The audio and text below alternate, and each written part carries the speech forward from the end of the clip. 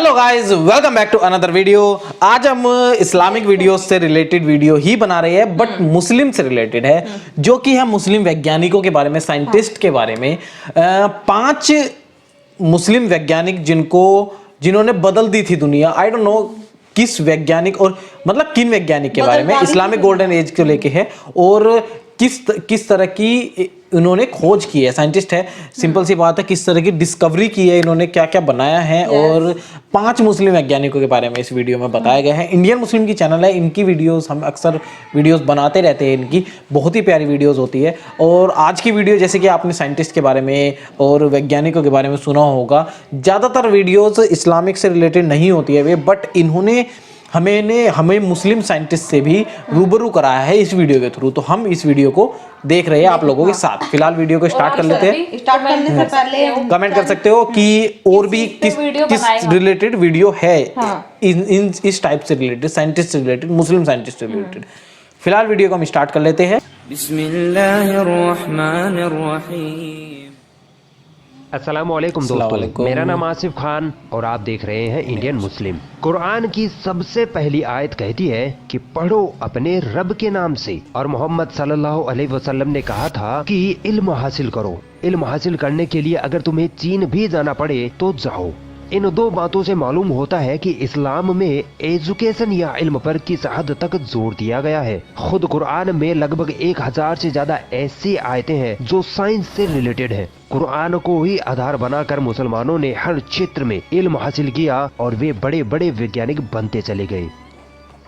अक्सर मुसलमानों पर ये इल्जाम लगाया जाता है कि मुसलमानों ने दुनिया को कुछ भी नहीं दिया, मगर जब हिस्ट्री के पन्ने पलटे जाते हैं तो हर क्षेत्र में मुस्लिम ही मुस्लिम नजर आते हैं। मुसलमानों ने इस दुनिया को ऐसे ऐसे आविष्कार दिए हैं जो आज भी हम और आप इस्तेमाल करते हैं। साइंस का कोई नामो निशान ना होता अगर मुस्लिम वैज्ञानिक पैदा ना होते। मगर वो कहावत है ना कि जो हुकूमत में होता है वही मनचाहा इतिहास लिखता है। यहूदियों और ईसाइयों ने इस्लाम से नफरत के कारण मुस्लिम वैज्ञानिकों के इतिहास को खूब छुपाया, मगर वो कामयाब ना हो सके। आज मैं आपको 5 ऐसे मुस्लिम वैज्ञानिकों के बारे में बताऊंगा जिनको आज दुनिया झुककर सलाम करती है। मोहम्मद अल गफीकी। दोस्तों, आपने मोतियाबिंद बीमारी के बारे में तो जरूर सुना होगा। इसमें आंखों के आगे एक सफेद जाला सा आ जाता है जिसकी वजह से धुंधला दिखाई देने लगता है। आपको ये जानकर हैरत होगी कि आज से लगभग 900 साल पहले ही एक मुस्लिम वैज्ञानिक और डॉक्टर मोहम्मद अल गफीकी ने इस बीमारी का सटीक इलाज करके दिखा दिया था। अल गफीकी ने इस बीमारी के इलाज के लिए एक ऐसे इंजेक्शन या सुई का आविष्कार किया जिसको आंखों के लेंस में घुसोकर उस सफेद जाले को निकाला जा सकता था। सोचिए, 900 साल पहले आंखों में सुई घुसोकर बीमारी का इलाज कर देना कितनी हैरत की बात थी। मोहम्मद अल गफीकी आई स्पेशलिस्ट थे और मेडिकल फील्ड में उनका बहुत बड़ा योगदान रहा है। चिकित्सा के क्षेत्र में लिखी उनकी किताबों को आज भी वैज्ञानिक उपयोग में लेते हैं। इनकी इस खिदमत और काबिलियत को देखते हुए सन 1965 में स्पेन की गवर्नमेंट ने इनकी 800वीं डेथ एनिवर्सरी पर इनको सम्मान करते हुए इनकी एक प्रतिमा भी लगाई। Okay, wow. नासिर अल दीन तूसी। दोस्तों, आपने 10th क्लास में गणित में ट्रिग्नोमेट्री यानी त्रिकोणमिति के बारे में तो जरूर पढ़ा होगा, जिसमें त्रिभुज के बारे में अध्ययन किया जाता है। अगर मुस्लिम वैज्ञानिक अल-तूसी न होते तो आज की गणित अधूरी होती। अल-तूसी को ट्रिग्नोमेट्री का जनक कहा जाता है। ये एक पर्शियन पॉलीमेथ यानी अलग अलग विषयों के जानकार थे, फिलोसोफर थे, फिजिशियन थे, साइंटिस्ट थे और थियोलॉजियन थे यानी धर्मशास्त्री थे। 13वीं शताब्दी में तूसी ने विज्ञान क्षेत्र में 150 से अधिक आविष्कार किए, जिसमें से सबसे ज्यादा मशहूर आविष्कार तूसी कपल का आविष्कार था। तूसी कपल एक ऐसा आविष्कार था जिसकी सहायता से अंतरिक्ष के ग्रहों की घूमने की गति, उनकी दिशा तथा दूरी का पता लगाना संभव था। सोचो, अगर ये मुस्लिम वैज्ञानिक न होते तो आज अंतरिक्ष के ग्रहों का अध्ययन करना कितना मुश्किल हो जाता। और दोस्तों, क्या आपको पता है चांद के एक प्लॉट यानी एक क्षेत्र का नाम इन्हीं वैज्ञानिक के नाम पर रखा गया है। इस क्षेत्र का नाम है 10269 तूसी। 10269 तूसी। Okay, wow. इब्ने ये वाले खल्दून। अच्छे लगे मुझे। मुसलमानों में एक बहुत मशहूर हिस्टोरियन और सोशियोलॉजिस्ट गुजरे हैं जिनका नाम है इब्ने खल्दून। इन्होंने हिस्ट्री और सोशल लॉज पर बहुत सारी किताबें लिखी थी, जिनमें से सबसे ज्यादा मशहूर हुई अल मुकद्दमा, इंग्लिश में इसे कहते हैं इंट्रोडक्शन। इसमें सोशियोलॉजी के कई प्रकार के नियम है जो उस दौर से लेकर आज तक बहुत बेहतरीन नियम माने जाते हैं। इनकी इस किताब की मशहूरता का अंदाजा इस बात से लगाया जा सकता है कि फेसबुक के सीईओ मार्क जुकरबर्ग ने 2015 में इसे अपनी फेवरेट किताब के तौर पर पढ़ा था। दोस्तों ये अरब के रहने वाले थे। इन्होंने साहित्य, धर्म, ज्योतिष, अर्थशास्त्र यानी इकोनॉमिक्स आदि अनेक विषयों में महारत हासिल कर रखी थी। ये एक ऐसे मुस्लिम इतिहासकार थे जिनकी किताबों को आज तक दुनिया के कई देशों की यूनिवर्सिटियों में पढ़ाया जाता है। मोहम्मद इब्ने इब्राहिम अल फजारी। दोस्तों ये वो वैज्ञानिक थे जिन्होंने फिलोसॉफी, मैथ और एस्ट्रोनॉमी में महारत हासिल कर रखी थी। इन्होंने अंतरिक्ष पर खूब रिसर्च की थी और एक डिवाइस भी बनाई जिसे एस्ट्रोलोब कहते हैं। इस मशीन की मदद से दिशा का सटीक अंदाजा लगाया जा सकता था, तारों की स्थितियों के बारे में पता लगाया जा सकता था कि कौन सा तारा कब और कहाँ होता है और कुछ समय बाद उस तारे की स्थिति क्या होगी। इस एस्ट्रोलोब की खास विशेषता ये थी कि इसके द्वारा काबे की दिशा को फाइंड आउट किया जा सकता था। एस्ट्रोलोब उस वक्त का एक कंप्यूटर माना जाता था और इसी एस्ट्रोलोब डिवाइस की मदद से आज वैज्ञानिकों ने दिशा का पता लगाने वाली मशीन कंपास का आविष्कार किया है।